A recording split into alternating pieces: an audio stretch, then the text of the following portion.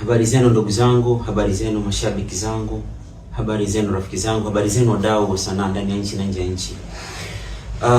Binafsi kwanza niseme shukrani sana kwa kila kitu. Shukrani sana kwa mapokezi makubwa ya show ya Dodoma. Na nashukuru kwamba mimi ni miongoni mwa wasanii waliofanya vizuri sana kwenye show ya Dodoma. Lakini niko tofauti kidogo na wenzangu kwa wakati huu. Huenda wasanii wengi kwa muda huu wanajisifu kulingana na mapokezi mazuri walioyapata Dodoma.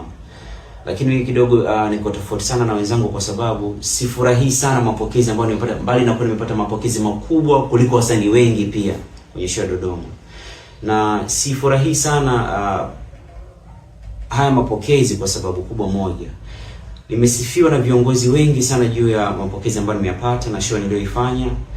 Wadau wa sanaa wa ndani ya nchi na nje ya nchi, mashabiki wa ndani ya nchi na nje ya nchi. Mapokezi ni makubwa na kila mmoja kafurahia kwa nafasi moja au nyingine, lakini swala ambalo nimegongana nalo ni kwa kila mtu kahoji na katia lawama kwamba ikiwa hali ninayo, nguvu ninayo, uwezo ninao, sauti ninayo, kwa nini nipo kimya?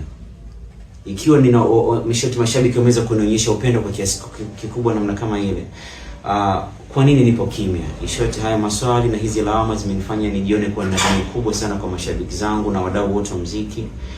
Na naomba radhi kwa kila kitu, naomba radhi sana kwa kimya niliokuwa nao, lakini ili nifike safari yangu, maana yake napaswa kuwa bega kwa bega na nyinyi, bega kwa bega na wadau, na ikiwezekana kushikwa mkono kwa watakaoona ni bora kufanya hivyo. Lakini pia dua zenu, heri zenu, baraka zenu, nina uwezo wa kufika safari yangu hii ambayo napaswa kuanzisha wakati huu. Kwa hiyo kitu kikubwa ambacho nataka kukizungumza hapa ni kuwa nimesikia kilio chenu na maombi yenu na kile na lile hitaji ambalo wengi nawaona wako nalo. Na nadhani pia nikitoka hapa nitaelekea studio moja kwa moja kwa ajili ya kwenda kuanzisha project zangu mpya, ambapo panapo hai na uzima pia nadhani nitakuwa na nitatumia nguvu kubwa sana na hali zote kuhakikisha nasimama kwenye position yangu. Naombeni dua zenu, naombeni baraka zenu. Na asanteni kwa kila kitu na poleni kwa kila kitu pia. Yangu ni haya.